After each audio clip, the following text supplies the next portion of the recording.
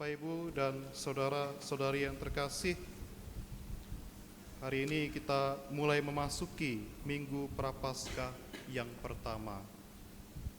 Saudara-saudari terkasih, kita yang berada di sini, kita berkumpul sebagai satu keluarga paroki, atau bahkan juga dari berbagai paroki yang datang, dan kita semua datang dari berbagai latar belakang. Di antara kita ada yang hidupnya berkelimpahan, ada yang berkecukupan, ada mungkin juga yang pas-pasan, atau bahkan yang sederhana. Dari tingkat pendidikan, ada yang berpendidikan tinggi, ada pula yang biasa-biasa. Juga kita datang dari berbagai latar belakang suku, latar belakang bidang pekerjaan. Pada intinya mau dikatakan, di pandangan manusia kita datang dari beragam latar belakang. Tetapi saudara-saudari terkasih, dari kisah kitab Kejadian bacaan pertama, di hadapan Tuhan kita semua sama. Kita diciptakan dari debu tanah yang diberi nafas kehidupan oleh Allah. Nah, saudara-saudari terkasih, dari kisah Injil tadi kita dengarkan, Tuhan Yesus berpuasa selama 40 hari di padang gurun. Di antara kita, adakah yang sudah pernah pergi ke padang gurun? Saya sendiri belum pernah. Kalau padang gurun yang artinya pasir semua, tidak ada air, tidak ada kehidupan. Nah, tapi saudara-saudari, dalam kehidupan kita sehari-hari, barangkali kita juga mungkin pernah mengalami padang gurun rohani. Nah, saudara-saudari terkasih, di lingkungan kita, di tempat tinggal kita hidup, berjuang, kita belajar, kita bekerja, dan di mana kita tinggal, di sana jugalah, sebagaimana dialami Yesus, kita mungkin menghadapi godaan-godaan. Suatu godaan itu seringkali tampak wajar, terasa masuk akal, tetapi kalau kita ikuti, bisa membawa kita jatuh ke dalam dosa. Dan kadang-kadang kita mengikuti godaan itu tanpa kita sadari. Nah, saudara-saudari, mari kita lihat bagaimana 3 godaan dihadapi Yesus, dan bagaimana godaan serupa mungkin juga terjadi dalam hidup kita sehari-hari. Nah, godaan pertama yang dialami oleh Yesus tadi ialah saat Yesus berpuasa 40 hari, dia sudah mulai merasa kelaparan. Kemudian datang iblis berkata, "Jika engkau anak Allah, perintahkanlah supaya batu-batu ini menjadi roti." Nah, saudara-saudari, bagi Yesus sebagai putra Allah, sebagai Tuhan, tentu mengubah batu menjadi roti bukanlah hal yang sulit. Tetapi Tuhan Yesus tidak mau. Karena apa? Godaan iblis dalam hal ini bukan hanya menggoda Yesus supaya makan roti, melainkan adalah bujukan untuk menggunakan kuasanya sebagai putra Allah untuk kepentingan, untuk kebutuhan pribadinya. Nah, saudara-saudari terkasih, di dalam hidup kita sehari-hari, ini serupa seperti godaan untuk memprioritaskan perut atau memprioritaskan materi di atas segalanya. Nah, bagi orang yang berkecukupan, nah mungkin godaannya adalah bahwa apa yang sudah dimiliki tidak cukup, sehingga orang mau menumpuk harta. Kita mungkin tergoda berpikir bahwa kenyamanan hidup adalah segala-galanya. Dan dalam situasi demikian, orang bisa sampai lupa untuk berbagi. Nah, bagi kita yang sedang berjuang secara ekonomi, mungkin godaannya ialah kecemasan berlebih yang membuat kita bersedia menghalalkan segala cara untuk mendapatkan uang, untuk mendapatkan penghasilan, menghalalkan segala cara seolah-olah Tuhan tidak ada, seolah-olah Tuhan tidak memelihara hidup kita. Nah, saudara-saudari terkasih, terhadap godaan pertama dari iblis ini, Tuhan Yesus menjawab, manusia hidup bukan dari roti saja, tetapi dari setiap firman yang keluar dari mulut Allah. Saudara-saudari, Prapaskah mengajak kita berpuasa bukan hanya untuk mengurangi makanan dan berpantang daging, tetapi bahwa mau menunjukkan bahwa keberlimpahan dan juga segala kenikmatan dunia ternyata tidak memuaskan jiwa kita. Jiwa kita tidak hanya butuh makanan, ya makanan fisik, makanan materi, tetapi juga butuh sapaan Tuhan. Dan dalam masa Prapaskah ini, gereja mengajak kita untuk melaksanakan 3 ulah kesalehan, yaitu derma, doa, dan puasa. Nah, kita tadi dikatakan oleh Yesus, manusia hidup bukan dari roti saja, tetapi dari setiap firman, dari setiap sabda yang keluar dari mulut Allah. Nah, sekarang kita masuk pada godaan yang kedua. Tuhan Yesus dibawa oleh iblis ke atas bait Allah, lalu disuruhlah, ya, iblis menyuruh Yesus supaya menjatuhkan diri. Dan kalau dia menjatuhkan diri, katanya nanti akan ditolong oleh malaikat. Nah, ini adalah godaan untuk pamer, godaan mencari sensasi, dan yang paling parah, godaan untuk memaksa Tuhan mengikuti kemauan kita. Nah, saudara-saudari terkasih, dalam konteks zaman kita ini serupa dengan godaan untuk status dan pencitraan.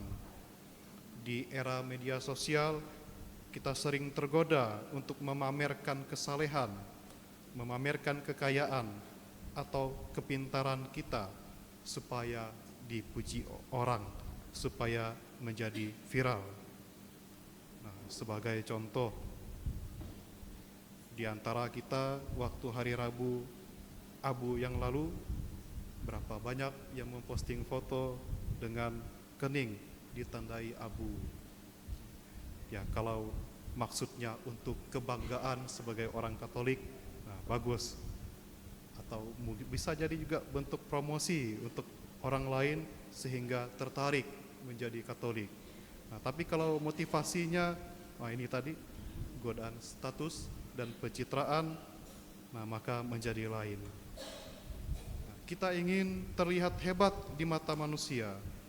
Nah, saudara-saudari, seperti dikatakan tadi, aktif di media sosial itu tidak dalam dirinya buruk. Melalui media sosial bisa juga menjadi suatu sarana promosi, sarana untuk mencapai karir yang lebih baik. Bisa juga digunakan untuk tujuan-tujuan yang baik, misalnya menggalang dana untuk donasi untuk membantu orang dalam bencana dan lain macam segalanya tujuan. Tetapi saudara-saudari, keaktifan itu bisa menjadi buruk. Nah, sekali lagi, kalau motivasinya ya untuk hal-hal yang lain, untuk pencitraan. Nah, kita tahu dalam bahasa sehari-hari ada istilah minta puji, katanya kan. Kita tentu bisa kita membedakan bagaimana sikap orang yang sungguh-sungguh dengan tulus dibandingkan dengan pencitraan. Dan terlebih lagi saudara-saudari, seringkali kita tidak sadar bahwa jangan-jangan kita sering menggunakan media untuk merugikan orang lain, entah dengan menyebarkan ujaran kebencian, entah juga menyebarkan berita bohong, menyebarkan hoax. Saudara-saudari terkasih, kita dengarkan dari kitab suci tadi bagaimana kelicikan iblis. Dia mengutip sabda Allah, dari kitab Mazmur tadi. Dan kelicikan iblis juga bertanya kepada Hawa, bukankah kamu tidak boleh, katanya. Bukan ditanya apakah boleh, tapi bukankah kamu tidak boleh. Nah, itulah bahasa kelicikan iblis. Nah, saudara-saudari terkasih, ternyata membaca kitab suci saja bisa menyesatkan. Bisa saja orang menggunakan ayat-ayat kitab suci lepas dari konteksnya, sembarang menafsirnya, sehingga menyesatkan iman, menyesatkan perbuatan. Kalau kita lupa berdoa, memohon roh pengertian, lalu kita membaca kitab suci, rupanya bisa menghasilkan iman yang dangkal, bisa menghasilkan salah pengertian. Nah, dalam hidup kita sehari-hari, barangkali kita pernah mencobai Tuhan, dalam tanda kutip, mencobai Tuhan dengan cara hidup secara sembarangan, tidak mau berjuang, membuat keputusan-keputusan yang ceroboh, lalu berharap bahwa Tuhan secara otomatis akan menyelamatkan. Nah, saudara-saudari terkasih, terhadap godaan kedua, Tuhan Yesus menjawab, janganlah engkau mencobai Tuhan Allahmu. Nah, saudara-saudari, mari dalam masa Prapaskah ini kita berusaha untuk mengurangi ego, mengurangi kecintaan berlebih terhadap diri sendiri, kurangi waktu pamer, dan gunakanlah waktu yang ada untuk hening, untuk meditasi, atau melayani sesama kita tanpa perlu diketahui oleh orang. Lalu kemudian saudara-saudari, godaan yang ketiga, dan inilah godaan yang paling berat. Iblis menawarkan kepada Yesus seluruh dunia dengan segala kemegahannya, asalkan Tuhan Yesus mau tunduk menyembah kepadanya. Nah, kalau kita masuk dalam situasi Yesus zaman itu, iblis itu sebenarnya membujuk Yesus menjadi Mesias politik yang bergelimang kemegahan dan juga kejayaan duniawi. Dan kebetulan Mesias politik seperti itulah yang diharapkan oleh sebagian bangsa Israel pada zaman itu. Nah, jadi godaan ketiga ini adalah godaan kekuasaan dan jalan pintas. Di dalam kehidupan sehari-hari kita alami hidup yang begitu kompetitif. Orang berlomba-lomba untuk mengejar kesuksesan, mengejar macam-macam hal pencapaian dalam hidup.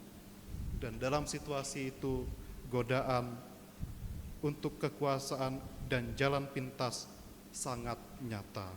Sebagai contoh, anak sekolah tergoda untuk mencontek demi nilai yang bagus. Para pekerja atau pebisnis tergoda melakukan suap, korupsi, ataupun menipu demi jabatan dan juga keuntungan pribadi. Ada juga godaan lain yang lebih besar, yaitu konsumerisme, yang rupanya semua orang bisa menjadi korbannya, entah kaum muda, entah orang tua, bahkan dari semua kalangan, tergoda memenuhi gengsi dengan cara yang instan. Bisa dengan cara mencuri. Mencuri artinya mengambil hak orang lain, mengambil sesuatu yang bukan milik. Dan di zaman ini istilah mencuri itu tidak hanya orang datang lalu dengan tangan mengambil, tetapi bisa dengan berbagai cara mencuri, kan? Lalu juga bisa jadi orang tergoda memenuhi gengsi, tapi dengan cara meminjam secara tidak bertanggung jawab. Sering kita mendengar cerita begitu, yang ditagih katanya lebih garang daripada yang menagih. Lalu juga bisa jadi orang memenuhi gengsinya, tapi kemudian dengan cara mengorbankan harga diri, menjalin hubungan yang tidak benar demi gaya hidup. Kita tergoda untuk kompromi dengan nilai-nilai moral. Yang penting berkuasa, yang penting saya bisa sukses. Itulah, ingin sukses namun tanpa proses. Dan kita ingat itu seperti Adam dan Hawa ingin jadi seperti Allah. Lalu mereka memakan buah terlarang. Mereka melupakan perintah Allah. Nah, saudara-saudari terkasih, terhadap godaan ketiga, jawaban Yesus tidak hanya jawaban yang sama seperti kedua sebelumnya, tetapi dengan sangat tegas Yesus mengusir iblis. Enyahlah iblis. Hanya kepada Tuhan kita harus berbakti. Nah, saudara-saudari terkasih, kemenangan sejati tidak akan bisa didapat dengan jalan pintas, melainkan harus melalui kesetiaan, ketaatan pada kehendak Allah, dan kesediaan untuk melalui proses. Kita ingat, sebelum kemenangan, sebelum kejayaannya, Tuhan Yesus bahkan harus melalui penderitaan di kayu salib. Nah, saudara-saudari terkasih, dari bacaan kedua surat Rasul Paulus kepada jemaat Roma mengingatkan kita, jika karena satu orang, yang dimaksud Adam, dosa masuk ke dalam dunia, maka karena satu orang, yaitu Yesus Kristus, kasih karunia melimpah bagi kita. Barangkali kita pernah jatuh dalam godaan materi, godaan kesombongan, ataupun godaan jalan pintas.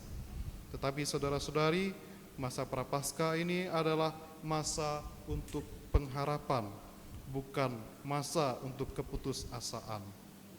Tuhan menang di padang gurun untuk memberi kita kekuatan. Maka mari kita mohon kekuatan, dan kita pun berjuang supaya tidak menyerah pada godaan dunia. Mari sepanjang Prapaskah ini dan juga setelah Paskah seterusnya kita melawan godaan ular. Kurangi hal yang menguasai hati, entah itu foya-foya atau hiburan berlebih.